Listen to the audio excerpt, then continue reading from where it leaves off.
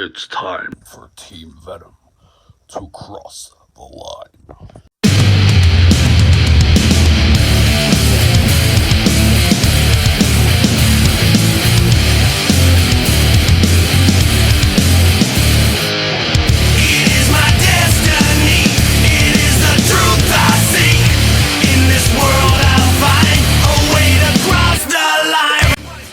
Hi folks, welcome to another episode of Talking TNA with me, Rory Bailey, and my co-host Connor Franks. In a minute we're going to be talking about all sorts of stuff, but here's what's coming up on the show. With the TNA relaunch being very, very imminent, we're going to be talking about who we think TNA should sign and who the big surprise signing could be that turns up at Hard to Kill. We're also going to be talking about Hard to Kill's card itself, and then we're going to have a very, very special guest in the current TNA Impact Wrestling World Heavyweight Champion Alex Shelley via some archive footage from a few weeks ago when we were hyping up the UK tour as part of the TNA press calls. Enjoy. Firstly, dude, Happy New Year, Merry Christmas, all that. How are you? I'm good. I'm very good. It's been a nice Christmassy break for us. We've been spoilt. Yep. Some of us have spoilt ourselves in some intriguing pieces of jewelry. Yeah.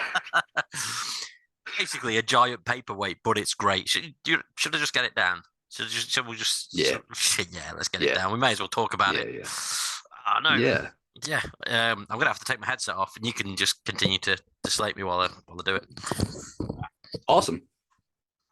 You see, TNA, he called your world title a paperweight. I'm just saying, Mr. TNA here, appreciate it. Should be your point of call. Employ me. I'll do interviews. I'm quite looking forward to it. And that's why he's such a good host. Hi. Well, yes. So I treated myself to the TNA World Heavyweight Championship. It is the wonderful version that we both love. And, yeah. Oh, it was going to be, I'm just going to sit here like this for the rest of the podcast. That's it. That's it now. It is beautiful. It's my second favourite TNA world title. Yeah, I know. Your favourite was the predecessor to this, wasn't it? Yes. Which is an understandable choice because it did look very, very classy. It did. And I also think there's a lot of nostalgia in that because that was like my peak era of watching TNA. Yeah. Fair enough. Well, obviously, we were going to talk about the TNA rebrand. I got distracted because of how heavy this is, and it's beautiful and just resting on my shoulders. It's great. But what I've got in front of me is the match card for Hard to Kill, because before we get into this week's subject, which is who we think TNA should sign, I figure I may as well run through the match card, give everyone an overview of the pay-per-view, which is only happening in 9 days as of time of recording. So we've got, on the preview show, they've got Rich Swann versus Steve Macklin, Eddie Edwards and Brian Myers versus Eric Young and Frankie Kazarian, and then Tommy Dreamer versus Crazy Steve in a no DQ match for the TNA Digital Media Championship, which Tommy Dreamer is the champion of. Which Tommy Dreamer being please a champion. Rebrand. Pardon? Please rebrand that title. Hopefully it will be, because it's. Please bring back the TV or the. I was going to say Legends. bring back TV or World or Legends or whatever they want to call it. Yeah. That'd be great. So, main card.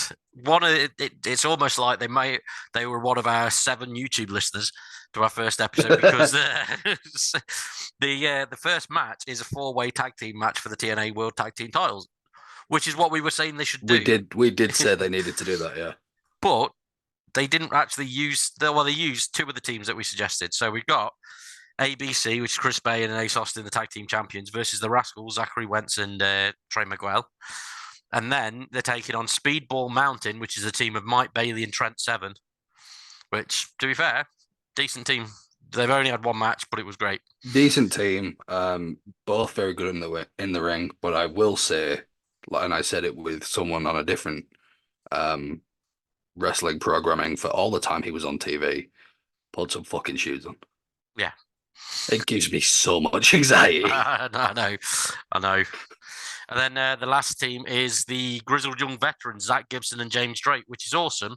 And they absolutely do deserve to be there. But I bet you're well annoyed because you were going to talk about how they should go there. I know. I am annoyed because we literally could go through our message history and you will see me make an absolute fucking bomb of a statement on how they should bring them in. And TNA just fucked me over. So yeah, that's fun. Worse than I Jeff do Hardy believe we have after the main event of Victory Road. exactly. But except mine involved more pills. They've also got the women's Ultimate X. yes, which is And so far is Giselle. There's another Shaw, name on there who I was going to say, and now I'm pissed off again. Yeah. Yeah. Do you know the Brookside's awesome, to be fair, and me and Ruben met years ago in Nottingham for WrestleGate when that was the thing. We went to the first WrestleGate show, and they had Zia Brookside there and a few others and stuff. She was really nice. Ruben, for the benefit of the listeners and viewers, Ruben's my son, who at the time would have been about 6 or 7. So, and he was just really excited because in the build-up to us going there throughout the day, we were watching all sorts of stuff on the WWE Network, and we saw some Zia Brookside matches just because I was like, look, Zia's there. Let's watch some matches so you know who she is. And he was mega excited that it was someone who'd been on WWE that was just in the same room as him. So yeah, he was dead chuffed. I've met her too, and she's very, very lovely. She, from what I've seen and the brief interaction I had, she definitely makes time for anyone who wants to speak to her, which is nice. Yeah. But so I'm glad to see that she signed there. And it's Giselle Shaw, Zia Brookside, Jodie Frett, Tasha Steeles, and then the returning Tasha Steeles. The returning Tasha Steeles, and then someone else to be announced. So, and the winner becomes the number 1 contender for the TNA Knockouts Championship as well. We'll get to that because there's been some rumors about the Knockouts Champion, so we may as well mention that when we get to there. Josh Alexander's going to face Alex Hammerstone, which should be good. Josh Alexander's just been putting on clinics for the last year, to be fair, or 2. So it feels like it's just a match to showcase Josh Alexander more than anything. And I mean, I could imagine Hammerstone signing. Decent person to sign if they choose to. I think I don't know.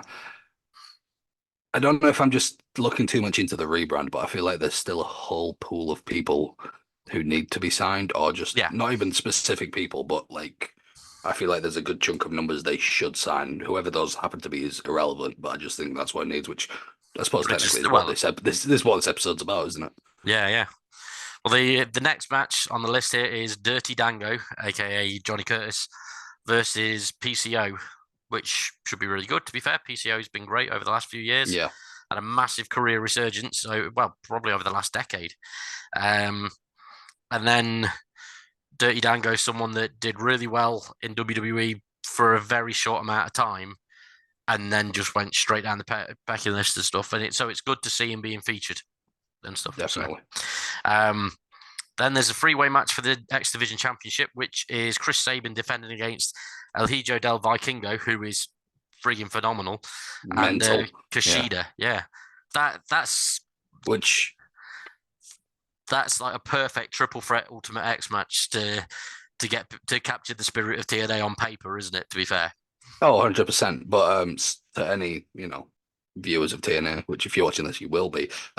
Spoiler alert: Sabin's not going to lose. It's going to be option C. You reckon we're going to get Sabin versus Shelley? Yes, 100%.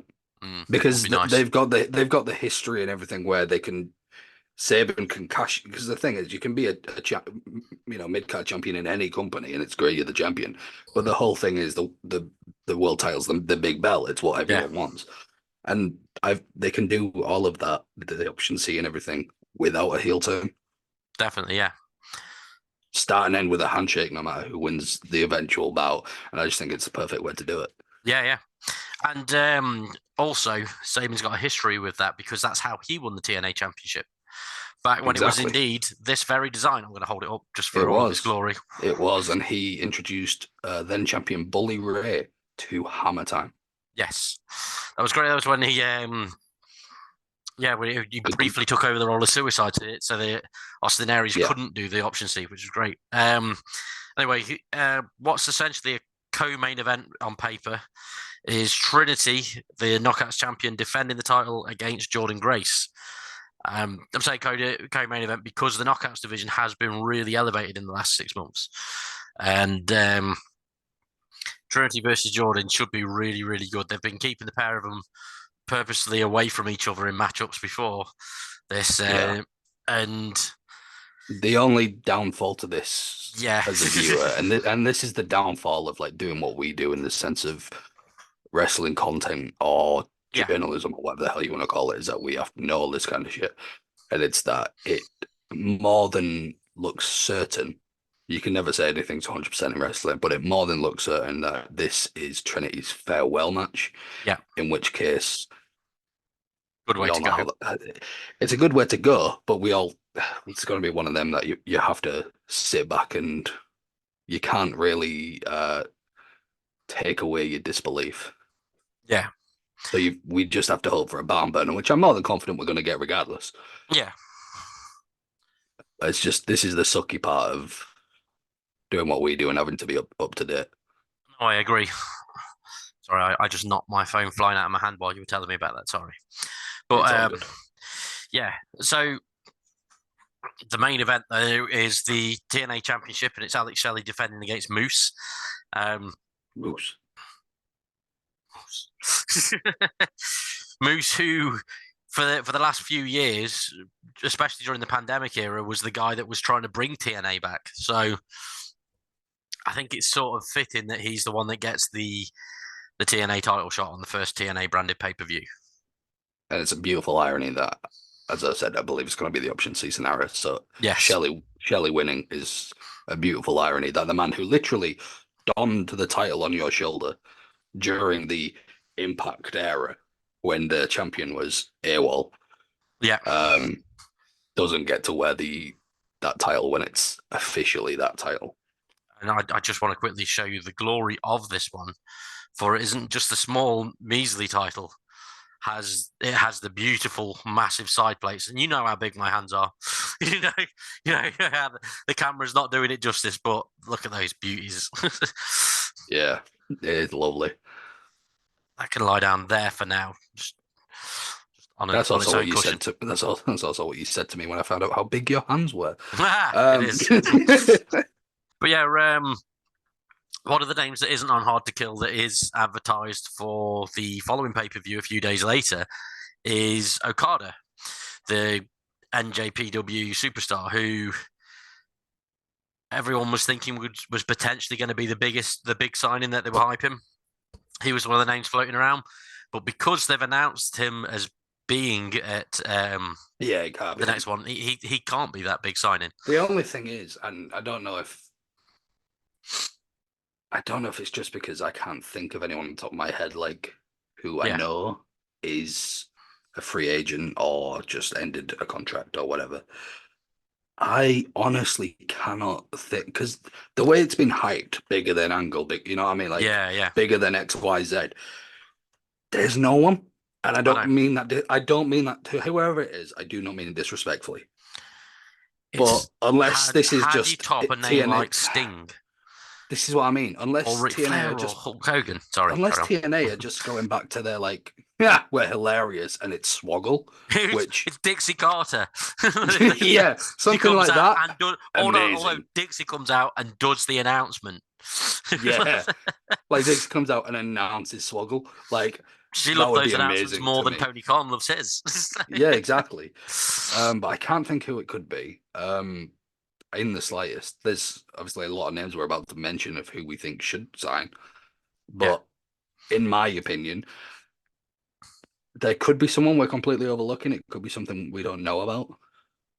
I mean, hell, this could turn out to be some shit where it's, here's our person, time to play the game. And then, it does say Levesque. But Hera Rising is in the Impact zone. Because, in my opinion, yeah, because I don't I cannot for the life of me think of someone they can announce as, because they've said it's a signing, haven't they? Yeah, So it can't just be like, you know how we've had AEW talent appear in TNA, or nearly everyone from AEW can do other shows. yeah. It can't be that because it's a signing. Well, they've said as well that apparently the big thing that's been going around is that TNA have apparently put a load of money to one side for this one talent, and then it's like a major money contract that they've had to sign. I've seen that all over various websites. So I don't get who it could be because, like you say, Kurt Angle, Sting, Ric Flair, Hulk Hogan, they've all wrestled there. Mick Foley. I don't Oh see. God, it's Goldberg, innit? I was thinking Goldberg, to be fair. I was thinking Goldberg could be a potential because he wanted that retirement run. But I also thought that from what the other things I've read online was that Goldberg knows people in AEW and wants to be part of Sting's retirement tour. So I don't Yeah. know. There's just no one else I can think of off the top of my head, and I mean, great for TNA because a lot of the times you hear, this company or that company have made a new signing, and more than often or not, you can be like, okay, well, it's A, B, or C, and it is always one of those. Yeah. I can't think of a single person for this, No, which no. kudos to TNA because clearly, you know, both you and the person you've signed now to keep things under wraps. Yeah. But yeah, I don't, because like it's the like bigger than Kurt and Hogan, etc. That I just have no idea because it's like Adam Copeland. I guess you could maybe argue would technically Yeah, but be bigger than he's just those. signed a multi-year deal to AEW, But hasn't he? this is what I So mean. Like, yeah. so like everyone who I can think who isn't in WWE obviously can't Yeah. grab those blah blah. But like I just can't. Like there's no one, and I don't mean that disrespectfully in the slightest, but I can't think, especially for the whole putting the money aside and blah blah blah. Hypothetical. Don't think this is going to happen, but can you imagine how mental it would be if they somehow had managed to coax Lesnar? His last match was SummerSlam, and he was working on a month-to-month basis, allegedly. That would That would tie in with a big money thing, but how I don't. I mean, but also it depends how we're named because if with the whole this signing is bigger than Angle, bigger than Hogan, are we talking bigger than them as names or bigger than their time at the company? Yeah, Because by that logic, they could sign Terry Funk's nephew, who's not a wrestler but works in a greengrocer, and he would probably do more for TNA than Hogan. yeah. And that would be a bigger signing because of what he would do for the company compared to, those names. Or are we talking name value? Because in that case, I could argue Brock Lesnar. Biggest name value out there if he's a free agent.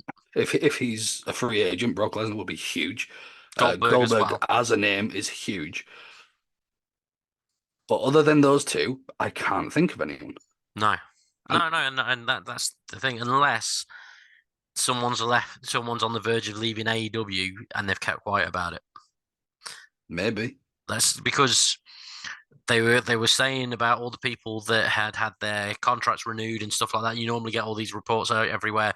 We know the Young Bucks and Kenny Olivier have had theirs renewed recently for multiple years. What if it's someone like Moxley? Which Big signing, not bigger than Angle. no, but it'd be. I think this is what I think this may be where the wording comes back to bite them. Yeah, I think like it's clearly going to be a big name regardless, but I think the whole bigger than XYZ is maybe too bold. When is it hard to kill we get this announcement? Yeah, on the 13th of January, so a week on Saturday, I think. It's hard to kill on TNA Plus. Should be, as far as I'm aware. I haven't actually looked into this, but I'll still figure out how to watch it on the days. But okay, so do you have a Fire Stick? Yeah, I've got TNA so Plus on if you it. go to the app library, yeah, it's Have the you got the same thing for instructions? anyone Oh, yeah, listening. tell it for the viewers. Sorry. I don't have the instructions here, but it's the same thing. They're doing premium live event, so it could I guess it'll be on TNA Plus. Yeah, because if it's a PLE, it's not a pay-per-view, which is how we got around to airing theirs on the network and came away from like box office over here and stuff. Yeah. So I think, they could do. I hope so, because then I'll be able to watch them. It's much easier to watch them that way, especially for us in the UK. But enough speculation. Let's get into who they should sign, or who we Yes, think they should sign. indeed. Grizzled Young Veterans, Trent Seven, Zaya Brooks. I don't know if Zaya Brookside is officially signed, but I wouldn't be surprised if we see that. So I'm putting a question mark by her. But those names, Kushida re-signed, Okada's semi-signed, but not permanent, tell them.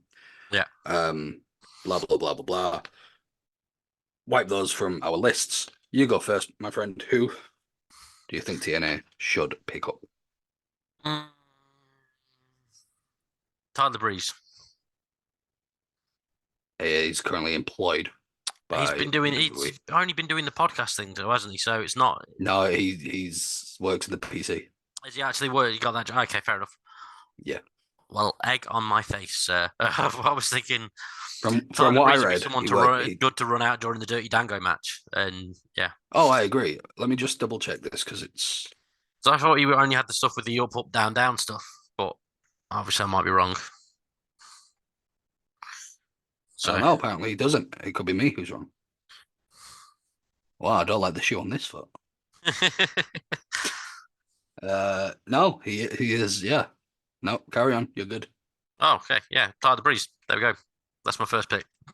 He wrestled his first match in over 2 years for Next Generation Wrestling, defeating Matt Cross. There you go. Very good. Oh, my brain. Big name and stuff. Matt Riddle. Okay. What if they've No signed bigger Riddle? than any. But no, No, not even. using the I UFC thing. but I love Matt Riddle. But he's nowhere near. No, the not name. even near as big as the names as they've got. But he's someone they could potentially have signed. They could sign him, but I don't think he's the announcement because I don't even think he's a bigger name than fucking. Like, by bigger name implies that it's bigger than anyone they have. Yeah. The way they said it, and he's not bigger than Alex Shelley. No, definitely not. Potential signing, of course. Yeah, we'll get around to that. I'll probably say him later on. So anyway, you're first. Mustafa Ali. Yeah. It's self-explanatory. The dude's amazing in the ring. Good. He's really good. He's technically, not cruiserweight, but he's a high flyer, and with a name like Mustafa Ali, other companies don't know how to use those kind of people.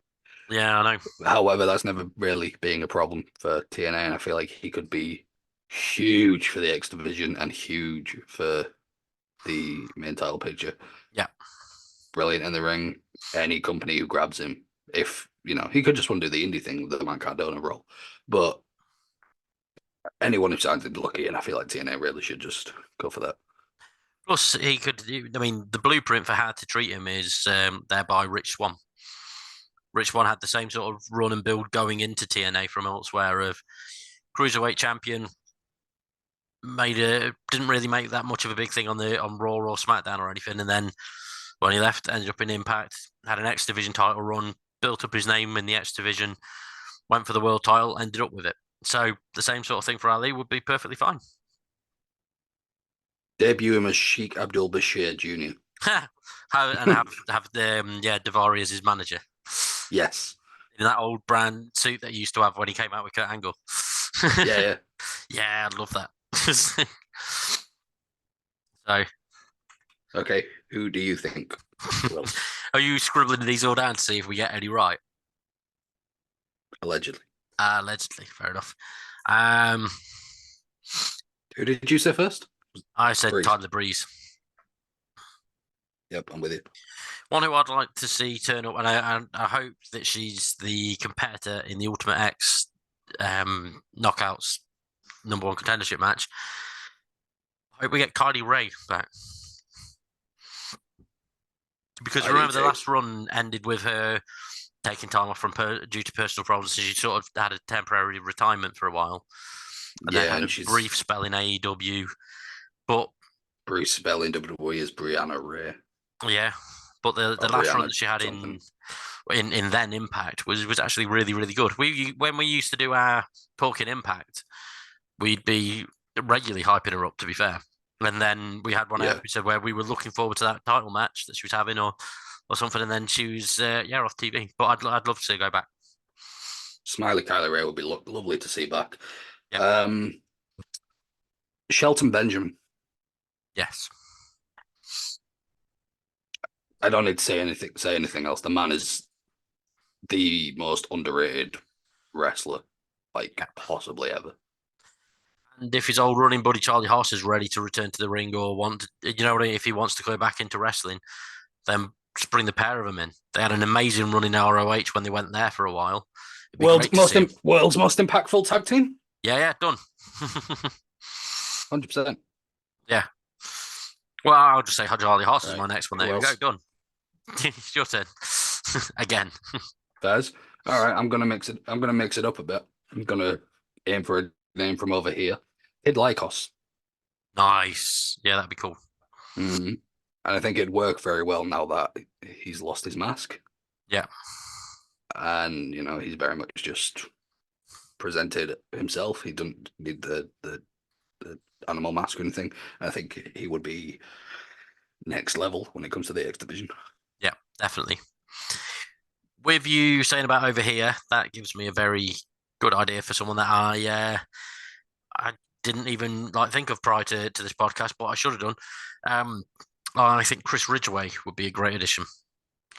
Now, on the UK tour, they had the thing where Josh Alexander was supposed to be facing Alex Shelley on the second evening of the shows in Coventry, and because Alex Shelley was injured on the UK tour leading up to that, instead Josh Alexander opened the show and he took on Ridgway, and it was brilliant.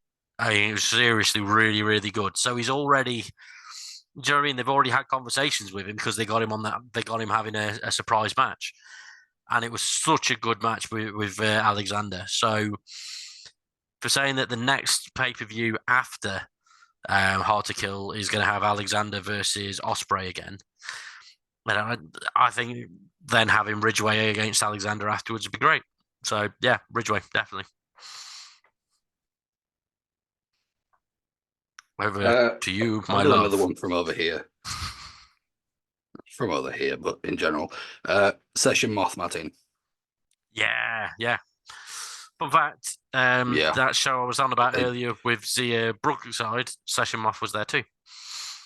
It was awesome. And as I say, Ruben met her too. Old Kaza, bless her, she was awesome. Fantastic. Completely agree. And TNA normally thrives with those sorts of characters.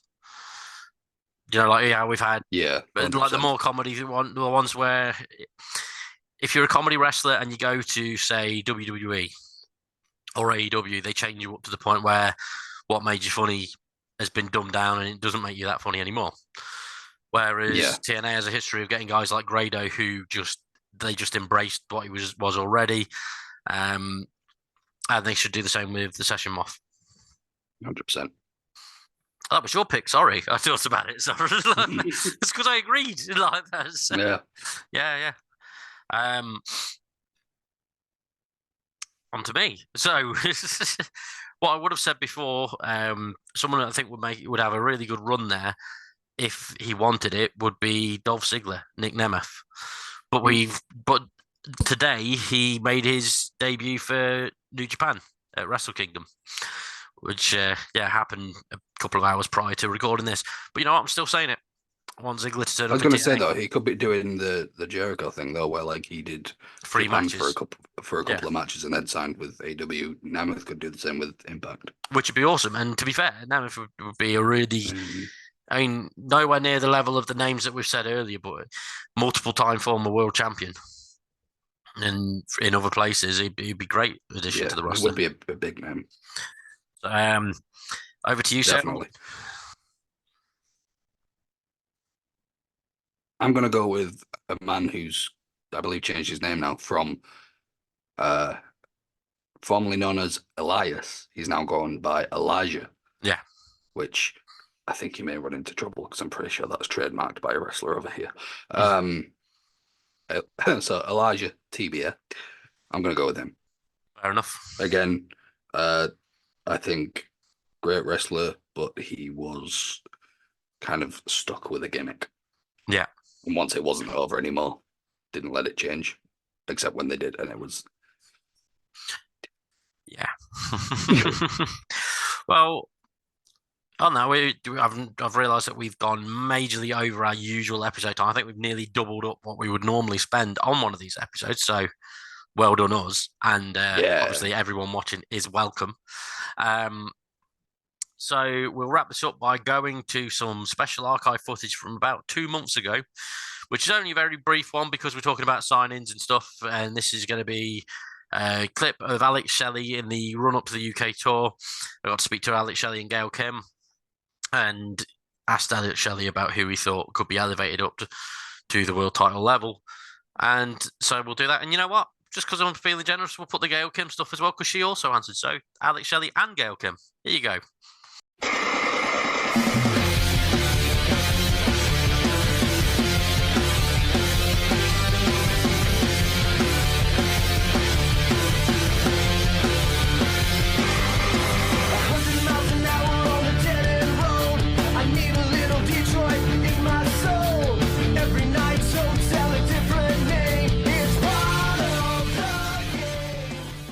We have Rory from Team Venom Media. Rory? Hi, Gail. Hi, Alex. How's it going? With the upcoming UK tour and Bound for Glory and whatnot, one of at the moment, Impact's got a very strong roster. Alex, you've faced virtually everyone on that roster at some point in time. Is there anyone that you'd like to see elevated to the main event level to face you at either the tour or Bound for Glory? I think one of the unique things that Impact has going for it right now is that quite often you see people cross over from one area of the company to another. And what I mean by that is it's not uncommon to see somebody skip from the X division and challenge for the world title. Whereas 15 years ago, that was not the case. Everybody was segregated into whatever bucket they tended to compete in. For me, I do have a collection of favorite opponents, and I'd be remiss if I'm missing anybody, but I like the technicians. I like the Jonathan Greshams. I like the Eddie Edwards. I like the Josh Alexanders. And I like the people who bring a different style as well. That would be for example, like a Black Taurus or a Speedball Mike Bailey. So the ones that test me in things that I'm already good at, and then the ones that make me step outside my comfort zone are the ones that I think creatively inspire me the most inside the ring. I think Alex is a perfect example of one of those talents that, like I said, he was an X division champion. He was a tag team champion. And now currently he's our world champion. I mean, there's a handful of talent that I see on our roster that are absolutely, like he just named a couple of those people, and people like Macklin who already have been in the X division that have shown such diverse range and show that they're capable of going from one division to the other and taking those championships. So Alex has a lot to, he's got that target on his back now. Thank you. Thank you very much, Alex. And thanks, Gail. Thank you.